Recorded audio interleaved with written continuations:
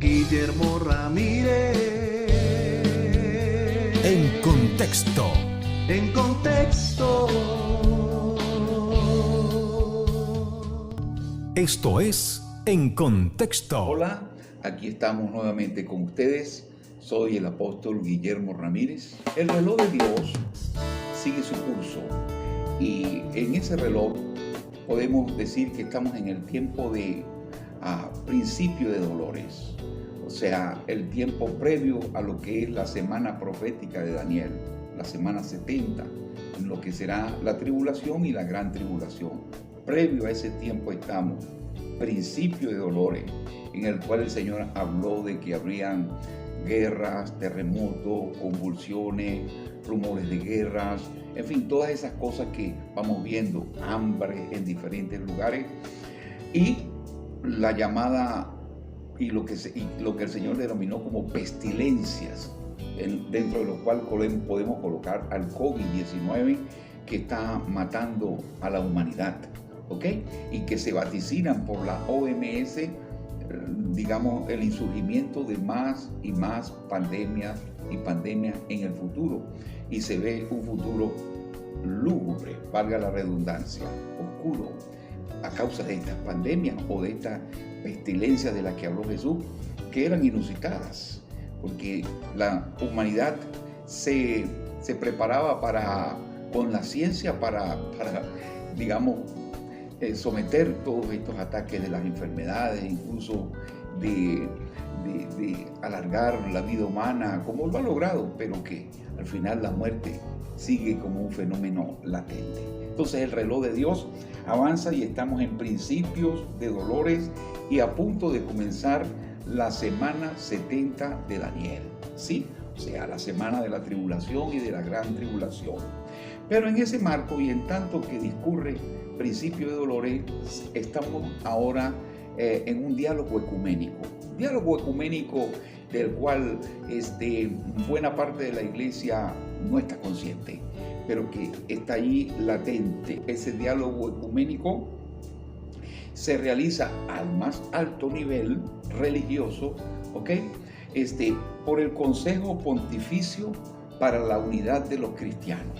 El catolicismo y el papado han creado dos consejos: el Consejo Pontificio para la Unidad de las Religiones y el Consejo Pontificio para la Unidad de los Cristianos. O sea, en el marco de la cristiandad del mundo. Por un lado, la parte pontificia, la parte del Vaticano, y por el otro lado, en lo que es la parte protestante evangélica, se encuentra dos instituciones evangélicas, como son el Consejo Mundial de Iglesias y como es la Alianza Evangélica Mundial. Una de ellas, el Consejo Mundial de Iglesias, representa a las iglesias más antiguas, porque vienen producto de la Reforma y todas esas cosas, ¿sí?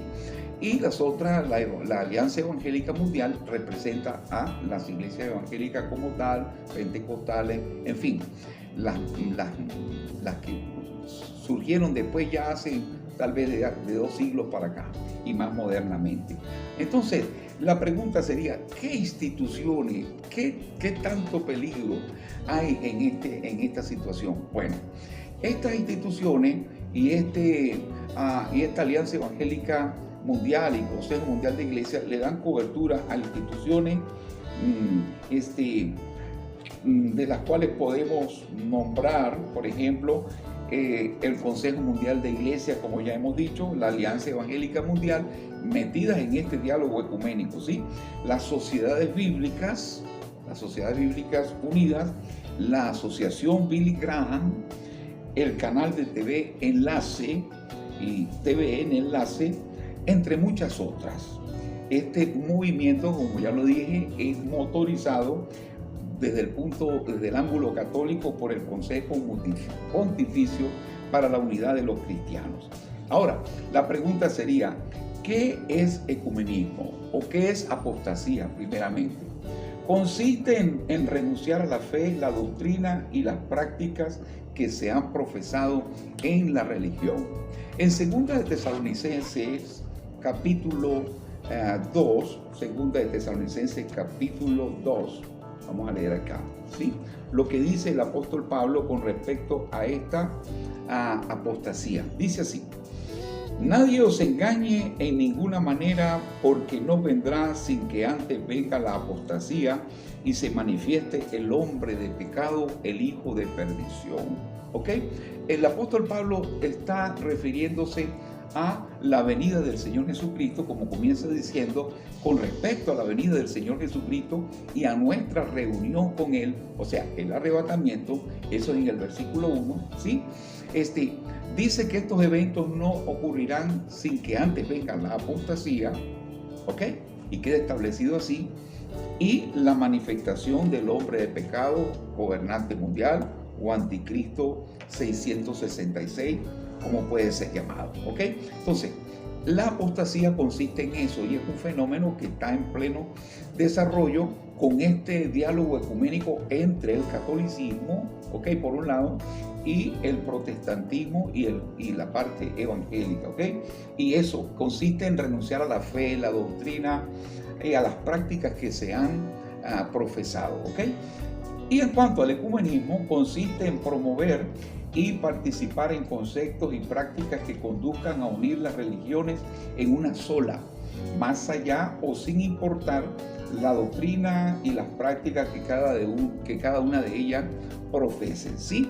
Entonces, pero podemos preguntarnos, ¿qué artículos están, digamos, en esa mesa de diálogo? ¿Qué temas se están tocando allí? Nada más y nada menos que la salvación. Si la salvación es por la fe o la salvación es por los sacramentos de la iglesia. Fíjese bien cómo esta apostasía toca en los mismos cimientos de la doctrina, si somos salvos por Cristo o si somos salvos por los sacramentos. La comunión, no por el Espíritu Santo, sino por la Eucaristía, el Cristo eucarístico, como lo sostiene el catolicismo romano.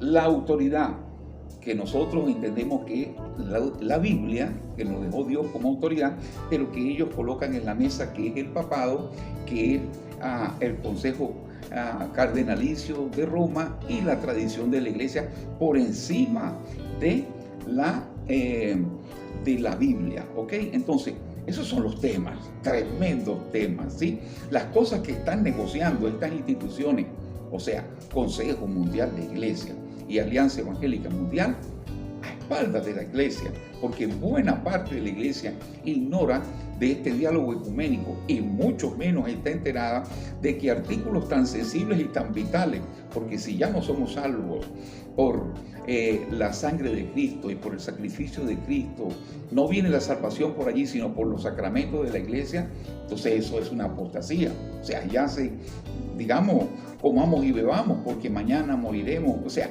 es vana nuestra fe, naufraga nuestra fe. Y como dice el apóstol Pablo, de la gracia habéis caído. Y eso se puede decir igual en cuanto a la comunión del Espíritu o en cuanto a la autoridad de las Escrituras. Ok, pero la pregunta es, ¿existen soportes que respalden estas afirmaciones? Absolutamente sí.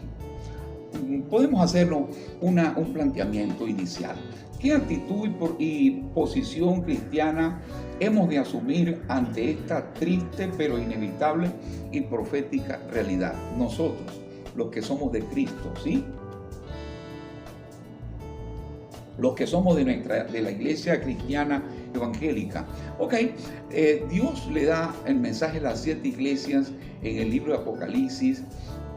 Y por allá en el capítulo 3 habla a la iglesia en Sardis. Y esta iglesia en Sardis dice inicialmente, tienes nombre de que vives, pero estás muerta. O sea, una iglesia muerta, pero sigue siendo iglesia.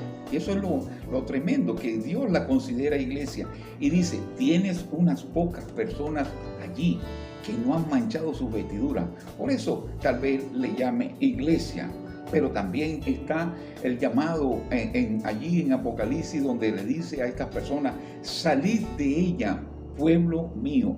Entonces, hay instituciones a instituciones cristianas, hay ministerios, hay ministros de Dios, hay iglesias que están metidas en este tema de la apostasía.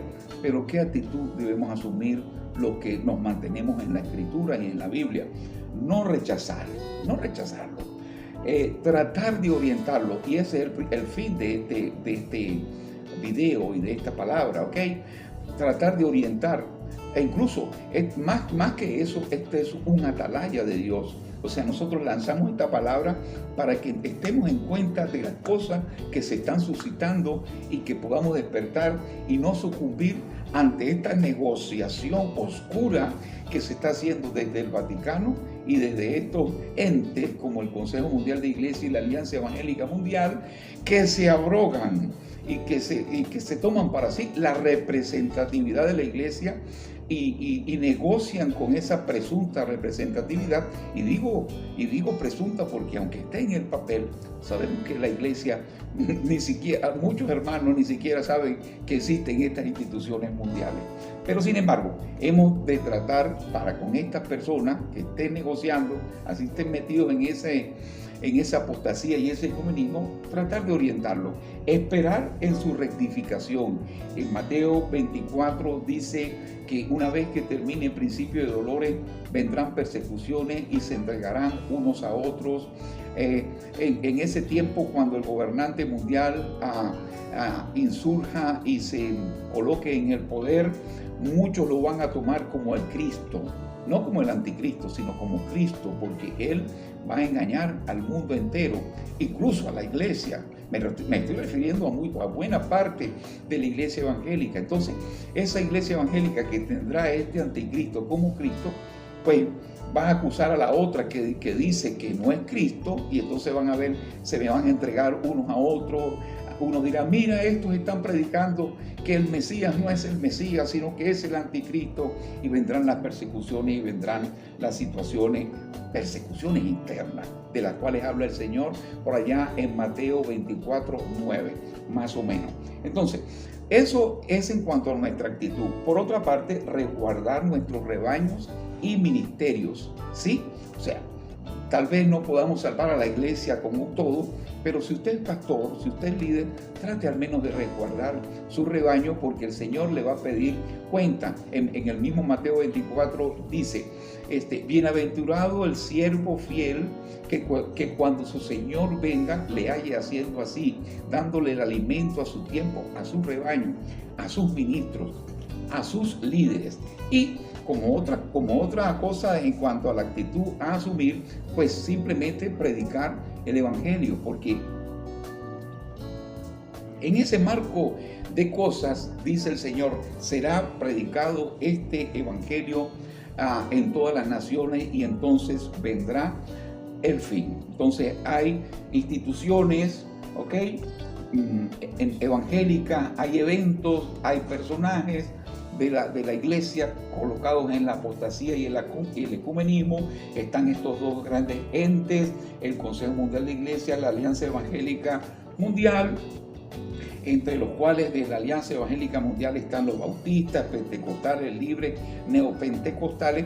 Pero entendamos bien, al más alto nivel, los personeros, los líderes de estas congregaciones están negociando con Roma, ¿sí? Y lo repito, a espaldas de buena parte de la iglesia, porque la iglesia, repito, ni pendiente, no, es más, se le oculta porque en verdad estas cosas van a alertar a la iglesia, y ella, no va a sucumbir ante estas cosas, al menos buena parte de ella. Ahora, ¿cuál es el fin último de esta apostasía y este ecumenismo? Tienen un propósito, y es revertir la reforma, ¿ok?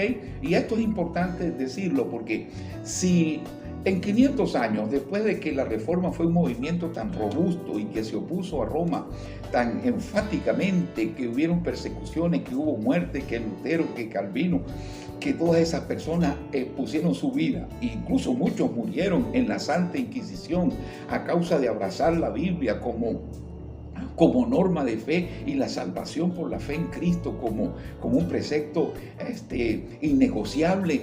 Murieron tanto. 500 años después, luteranos, los metodistas, los anglicanos, hablo de los personeros y no me refiero a todos, por supuesto. Sí, ya están negociando con Roma, o sea, ya se ha suavizado 500 años después. Y usted dirá, bueno, la salvación, aunque la tengan ahí en la mesa, nosotros nunca la vamos a negociar. La comunión del Espíritu tampoco. La autoridad de la Biblia tampoco. Pero el tiempo pasa. Y ahí está donde está el peligro, ¿sí? Porque este Consejo Pontificio romano y católico y la Iglesia católica como tal sabe que con los siglos, con los años, con las décadas, todo es posible. Ya ellos lo han experimentado. Si sucumbió la reforma, ¿quién dice que no sucumbirán estos negociadores fantasmas ante estas prebendas y ante esta presión de Roma? ¿Ok? Entonces, ¿cuál es el fin último? A través de ese diálogo religioso, constituir una sola religión mundial en el marco del nuevo orden mundial que avanza en paralelo. El nuevo orden mundial avanza en paralelo. Los gobiernos se preparan. El Club Bilderberg se reúne anualmente. Los magnates del mundo, la gente del dinero, están preparando un gobierno mundial. Un gobierno mundial, una religión mundial y una economía mundial. Y en el tema de la religión mundial, ¿okay?, está el movimiento ecuménico y el movimiento de la apostasía, del cual les vengo hablando y el cual también es el que más nos atañe. ¿Ok? Un nuevo orden mundial, una sola religión mundial. ¿Para qué? Para llevarla a la adoración al gobernante mundial, al anticristo 666, como dice en el capítulo 13 de Apocalipsis, donde dice que una primera bestia sube del mar y es un gobernante mundial sobre tribus, pueblos, lenguas, naciones, pero luego sube de la tierra otra bestia, una segunda bestia, y esa segunda bestia hace que se haga imagen a la primera bestia, al gobernante mundial, y hace que todos los habitantes del mundo la adoren y se postren ante ella, incluso coercitivamente, bajo pena de muerte o bajo castigo de no poder comprar o vender quien no tenga su sello y su número. Esto es una realidad. Esta es la agenda de Dios. Esto pasará. El cielo y la tierra pasarán, dijo el Señor, pero mis palabras no pasarán. Entonces, todo este asunto, ¿ok?, está caminando con este tipo de instituciones que ya las nombré, ¿verdad? El Consejo Mundial de Iglesia, la Alianza Evangélica Mundial, la Sociedad Bíblica Unida, la Asociación Billy Graham, el canal de TVN Enlace, entre otras muchas. Pero se sigue la pregunta, ¿tenemos soporte de estas cosas? Absolutamente sí. Fíjese, y vamos a empezar con esos soportes. Voy solamente a comenzar un poco. Y en la segunda parte de esta enseñanza vamos a desarrollar más eso. Pero aquí tenemos acuerdo histórico entre el papado, la Alianza Evangélica Mundial y el Consejo Mundial de Iglesias. ¿Ok? WEA por sus siglas en inglés, y el CMI, Consejo Mundial de Iglesia. ¿Ok? ¿Con quién? Con el Consejo Pontificio, ¿ok?, para la unidad de los cristianos. Ahora aquí tenemos dos personajes, ¿verdad? Este que está acá se llama, a la derecha de la imagen está Olaf Feixes, ¿ok? Él es representante del Consejo Mundial de Iglesias, su presidente, ¿ok? Y tenemos acá al cardenal Kurt Koch, a la izquierda de él, el más bajito, ¿ok? Este cardenal es presidente del Consejo Pontificio para la Unidad de los Cristianos. Ellos son las cabezas de estas cosas y las que están negociando a nombre del catolicismo romano y a nombre de la Iglesia Cristiana Evangélica como un todo. Pero revisemos un poquito en qué consiste este acuerdo. Primero, que hay un logo, ¿verdad?, que dice UNITI, que significa aquí están los logos de las diferentes religiones, y usted tiene la imagen allí en su pantalla, ¿verdad? Ahora, por ejemplo, aquí el papado enseña, por ejemplo, cuando se pone en la mesa la salvación, el papado enseña que la salvación es un anatema. O sea, cuando usted dice la salvación, yo soy salvo por la fe en Cristo, ellos dicen eso es un anatema, o sea, una maldición. Porque la salvación, según ellos, es a través de los sacramentos.